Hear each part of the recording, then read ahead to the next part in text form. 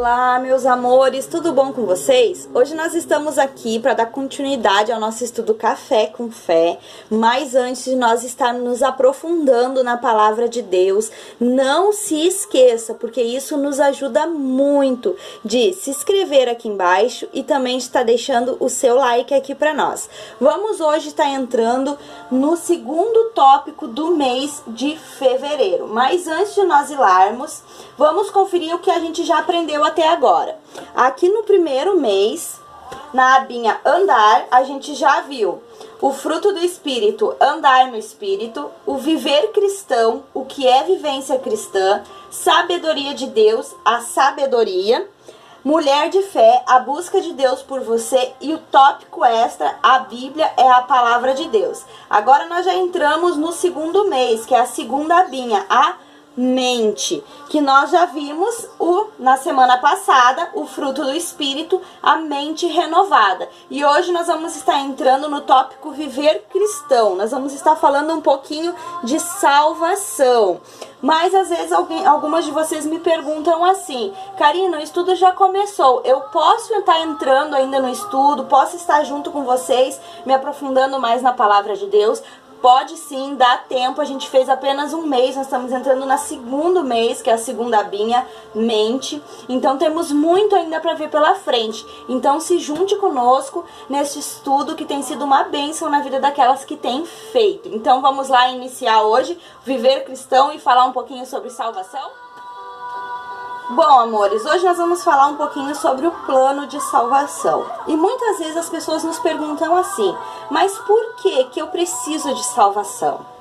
Porque a resposta é: todos pecaram contra Deus e estão sujeitos às consequências do pecado. Então hoje nós vamos estar entrando um pouquinho para conhecer qual é a nossa necessidade de salvação, qual é as características da salvação e quais as condições para a salvação. Então agora neste momento nós vamos estar falando um pouquinho sobre a necessidade da salvação. E uma das necessidades da salvação se encontra em Romanos 3:23, que diz o seguinte: que todos nós estamos destituídos da glória de Deus. Então vamos entender um pouquinho o que é ser destituído. Ser destituído é o mesmo que ser demitido, deposto de um cargo. Este verso de Romanos mostra-nos a queda do homem, que tendo sido criado para uma alta posição diante de Deus, posição de filho, perdeu pelo pecado esta condição, bem como a dignidade e sua autoridade espiritual. O homem passa a ser, a partir dali, apenas uma criatura de Deus e não mais filho de Deus. Desta destituição do estado de glória que o homem tinha em Deus, tornou-se um ser decadente, e desta decadência surgiram consequências desastrosas e gigantescas a nível mundial. Então, quando nós fomos destituídos da glória de Deus, houve consequências drásticas, consequências gigantescas a nível mundial, onde a gente vê hoje tantas desgraças, tantas coisas acontecendo, tantas doenças, tantas coisas que acontecem pelo mundo afora. E tudo isso foi causado por causa da entrada do pecado ao mundo. Então, uma dessas necessidades que nós temos da salvação é porque no momento que o pecado entrou, nós fomos destituídos da glória de Deus e até hoje colhemos essas consequências que surgiram com a entrada do pecado. A segunda coisa que nos mostra a nossa necessidade de salvação está em Isaías 59, do 1 ao 2, onde nos diz que ali fomos separados de Deus. Deus não suporta o pecado, pois a santidade de Deus não é somente um atributo seu, mas sim é a sua natureza. Uma das piores consequências do pecado é a separação que ele causa entre nós e Deus. O homem não tem condições algumas de viver longe de Deus. A gente não tem como estar vivendo longe do Senhor. Só que para nós podermos estar perto do Senhor, nós não podemos estar carregando o pecado em nossas vidas. Então essa é uma das necessidades que temos da salvação, é porque nós somos totalmente separados de Deus, e somente através da salvação que nós vamos poder voltar e estar perto do Senhor. A terceira coisa que nós necessitamos da salvação está em Romanos 6:23, que diz que a partir do momento que nós entramos no pecado, nós ficamos mortos espiritualmente. O homem é formado de 3 partes: corpo, alma e espírito. O corpo é a parte física.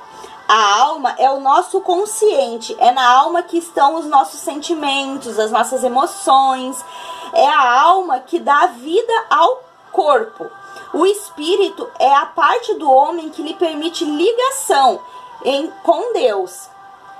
Todo relacionamento entre Deus e o homem é feito através do espírito do homem. A identidade do homem com a glória de Deus é o seu espírito. Por isso o termo homem espiritual.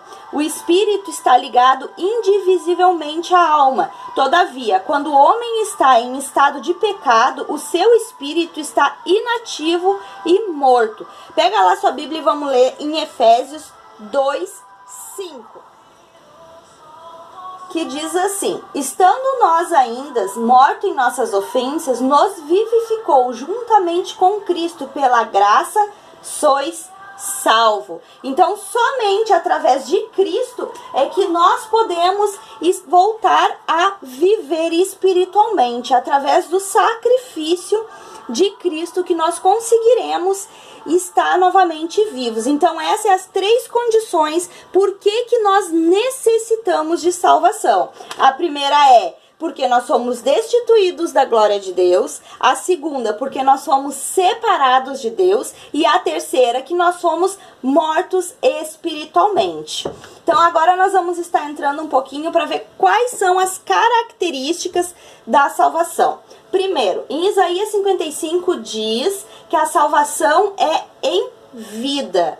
Não existe outro momento para a salvação, é apenas na vida. É quando nós estamos em vida ainda. Jesus deixa claro essa verdade espiritual: após a morte não há salvação. Pega lá sua Bíblia em Lucas 16, a partir do 19. Nós vamos estar lendo a parte onde Jesus falou sobre a parábola do rico e do Lázaro, que diz o seguinte: ora, havia um homem rico e vestia-se de púrpura e de linho fino, e vivia todos os dias regalada e esplendidamente. Havia também um certo mendigo, chamado Lázaro, que jazia cheio de chagas à porta daquela, e desejava alimentar-se com as migalhas que caíam da mesa do rico, e os próprios cães vinham lamber-lhes as chagas. E aconteceu que o mendigo morreu e foi levado pelos anjos para o seio de Abraão. E morreu também o rico e foi sepultado. E no Hades ergueu os olhos, estando em tormento, viu longe Abraão e Lázaro no seu seio. E clamando disse: Abraão, meu pai, tem misericórdia de mim, e manda Lázaro que molhe na água a ponta do seu dedo e me esfregue a língua, porque estou atormentado nesta chama. Disso, porém, Abraão: filho, lembra-te de que recebeste os teus bens em tua vida, e Lázaro somente males. E agora este é o consolo, e tu atormentado. E além disso, este posto um grande abismo entre nós e vós, de sorte que os que quiserem passar daqui para vós não poderiam, nem tampouco os de lá passar para cá. E disse ele: rogo-te, pois o pai que o mandastes à casa de meu pai, pois tenho 5 irmãos, para que lhes dê testemunho, a fim de que não venham também para este lugar de tormento. E disse-lhes Abraão: eles têm Moisés e os profetas, ouçam-nos. E disse ele: não, Abraão, meu pai, mas se alguém dos mortos fosse ter com eles, arrepender-se-iam. Porém, Abraão lhe disse: se não ouvem a Moisés e os profetas, tampouco acreditarão ainda que alguém dos mortos ressuscite. Então Jesus aqui, ele deixa bem claro que a salvação é somente enquanto há vida, que após a morte não há mais salvação para o espírito humano. A Bíblia nos ensina que os homens está ordenado morrer uma só vez, vindo depois disto o juízo. Pega lá sua Bíblia e abre em Hebreus 9, do 27. Que diz assim: e como aos homens está ordenado morrerem uma vez, vindo depois disso o juízo. Então aqui a Bíblia nos ensina que depois da morte é ordenado ao homem que ele venha à vida só apenas uma vez, que depois da morte não há mais o que fazer, né? A Bíblia ensina que isso é a verdade. Por isso, o apelo de Isaías deve soar ainda mais forte: buscai ao Senhor enquanto se pode achar, porque a salvação ela só pode ser dada em vida, e ao homem foi dado a ordem de morrer apenas uma vez. Então não há outro meio depois da morte de obter salvação. A segunda característica da salvação está em Ezequiel 18, 4 e 30, que diz que a salvação ela é individual. Abre lá sua Bíblia em Ezequiel 18, 4, que nos diz o seguinte: eis que todas as almas são minhas, como a alma do Pai, também a alma do Filho é minha. A alma que pecar, essa morrerá. Este texto nos mostra que cada qual será julgado pelos seus próprios pecados. Em Ezequiel 18:30 mostra que a salvação ela é individual. Vai lá também para nós lermos junto esse versículo. Ezequiel 18:30, que diz assim: portanto, eu vos julgarei a cada um conforme os seus caminhos. Ó casa de Israel, diz o Senhor Jeová, vinde e convertei-vos de todas as vossas transgressões e iniquidades, não vos servirá de tropeço. Então, a nossa segunda característica da salvação é que a salvação ela é individual, que cada um carregará sobre si os seus próprios pecados, que não tem como um ajudar a salvar o outro, porque Deus assim achou em nós que nós não tínhamos capacidade e nem condições de nos salvar a nós mesmos, muito mais outra pessoa. A terceira característica da salvação se encontra em Hebreus 9:22, que diz que a salvação tem de ser expiatória. Expiação é uma vida sendo morta no lugar de outra. Então nós vamos encontrar o significado disso na palavra holocausto. Então eu trouxe aqui um pouquinho explicando sobre o que é o holocausto. Esta é uma oferta significada dedicação completa a Deus, daquele que oferecia, e tipificada, é comparável. Lá no Velho Testamento, no livro de Levíticos, que a gente lê muito sobre o holocausto. Então, essa oferta ela era comparável a Jesus Cristo, ao se oferecer imaculado, sem mancha, sem defeito, sem pecado, a Deus para fazer o seu inteiro agrado. Em Hebreus 9:14 e Filipenses 2, do 6 ao 8, que nós lemos sobre isso. Na seleção da vítima, tanto o rico como o pobre podia trazer uma oferta aceitável. Fosse um novilho, fosse uma rola, o sacrifício oferecia-se no altar do holocausto, na porta do tabernáculo, depois do ofertante identificar-se com o animal, que ia ser destituído, aceitando a sua posição de pecador, pedindo a expiação, com um simples gesto de pôr a mão sobre a cabeça do holocausto. Da simples maneira, o ato de estender a mão da fé para a pessoa Jesus Cristo, identificando como Salvador, que tomou os nossos pecados sobre si, segundo Coríntios 5:21. Ali a gente lê que quando a gente estende as nossas mãos com fé para o Salvador, identificando que Ele é o nosso Salvador, Ele toma sobre si os nossos pecados, né? Esta morte do animal no lugar do ofertante enfatiza que o salário do pecado é a morte, e a aspersão do sangue sobre o altar era o sinal que a vida tinha sido oferecida. Procedia-se então a queima da carne. A remissão dos pecados fica vinculada ao derramamento de sangue. Abre lá sua Bíblia em Hebreus 9:22 para nós ler isso junto. Que diz assim: e quase todas as coisas, segundo a lei, se purificam com sangue, e sem derramamento de sangue não há remissão. Então, uma das características, das 3 características, é que a salvação tem que ser expiatória. Então, nós vimos aqui que as 3 características da salvação é: a salvação é em vida, a salvação é individual e a salvação tem que ser expiatória. Próxima coisa que nós vamos estar vendo aqui é as condições para a salvação. Primeira condição para a salvação se encontra em Marcos 16, do 15 ao 16. Abre lá sua Bíblia para nós estar lendo junto essa parte onde vai falar sobre as condições da salvação. Que diz assim: e disse-lhes: ide por todo o mundo e pregai o evangelho a toda criatura. Quem crer e for batizado será salvo, mas quem não crer será condenado. Então, uma das condições para a salvação é crer. Estes versículos nos mostram a primeira exigência para tomarmos posse da salvação. Esta é crer, chama-se fé.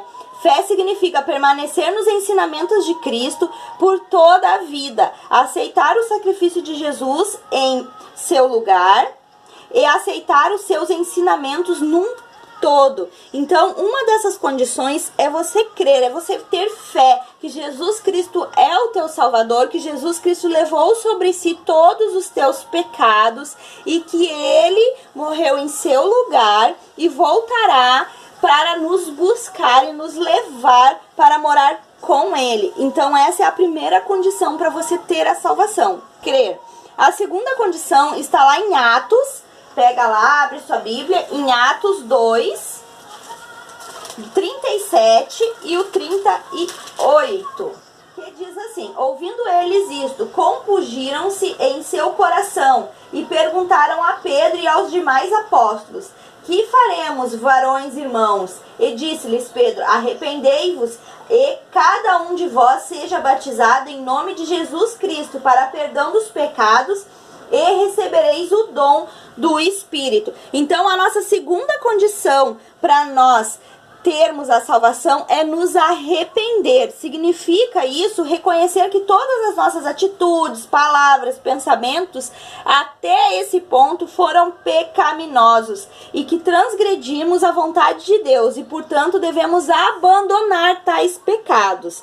Então, a segunda condição para você ter a salvação é arrepender-se dos seus pecados, pedir perdão a Deus e, a partir daquele momento, abandonar totalmente esses pecados e viver conforme a vontade de Deus.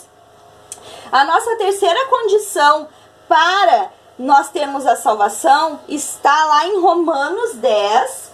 Abre lá sua Bíblia em Romanos 10.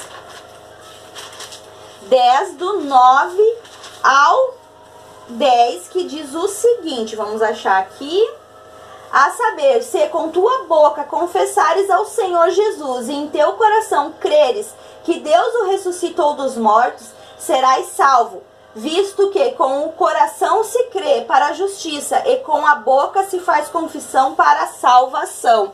Então, a nossa terceira condição para a salvação está em confessar o senhorio de Jesus Cristo. Jesus não quer agentes secretos, Ele quer testemunhas que confessem para o mundo que Jesus vive em nossas vidas. Confessar Jesus Cristo como Senhor e colocarmos debaixo de sua direção e ordem. Então, essas são as 3 condições para nós obtermos a salvação: crer, arrepender-se e confessar. Então, meninas, hoje nós examinamos um pouquinho sobre o plano de salvação. Então vamos ver Deus do início. A nossa necessidade de salvação, porque fomos destituídos da glória de Deus, nós fomos separados de Deus e estamos mortos espiritual. A segunda coisa, quais as características da salvação? A primeira, a salvação é em vida, a salvação é individual e a salvação tem que ser expiatória. E quais as condições para essa salvação? Crer, arrepender-se e confessar. Abra lá a sua Bíblia em 1 Tessalonicenses,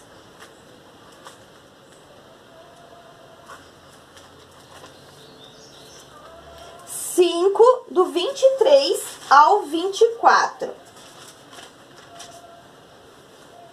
que diz o seguinte: e o mesmo Deus de paz vos santifique em tudo e em todo o vosso espírito, alma e corpo, sejam plenamente conservados e irrepreensíveis para a vinda do Senhor Jesus Cristo. Fiel é o que vos chama, o qual também o fará. A salvação, ela abrange todo o nosso ser. Primeiramente, o Espírito, que é uma obra instantânea. Abre lá em João. Vamos lá, em João 1:12, que diz o seguinte: mas a todos quanto receberam, deu-lhes o poder de serem feitos filhos de Deus, aos que creram no seu nome. Então, a salvação, quando ela chega, ela abrange instantaneamente o seu espírito. E a partir daquele momento, você se torna filho de Deus e não mais uma criatura. Ela abrange também a nossa alma. Abre lá em Filipenses 1:6, que diz o seguinte: tendo por certo isto mesmo, que aquele que em vós começou a boa obra, a aperfeiçoará até o dia de Jesus Cristo. Então a salvação, ela abrange a sua alma e é um estado contínuo. Todos os dias nós vamos estar caminhando nessa salvação. E também abrange o nosso corpo. Também aqui em Filipenses 2, do 12 ao 13, que diz assim: de sorte que, meus amados, assim como sempre obedecestes não só à minha presença, muito mais agora na minha ausência, assim também operai a vossa salvação com temor e tremor, porque Deus é o que opera em vós tanto querer como efetuar, segundo a sua boa vontade. Então a salvação também abrange o nosso corpo, que precisa ser desenvolvido todos os dias, assim como Paulo falou, que nós venhamos operar na salvação com grande temor e tremor até a volta de Jesus Cristo. Bom, meninas, esse é o estudo de hoje. Espero que venha edificar vocês, que vocês venham aprender um pouquinho mais sobre o plano de salvação, para que quando alguém vier lhe pedir razão para a vossa fé, você possa estar dando razão para a sua fé, firmado e fundamentado na palavra de Deus. Fiquem com Deus, até o próximo estudo. Beijinhos, tchau, tchau!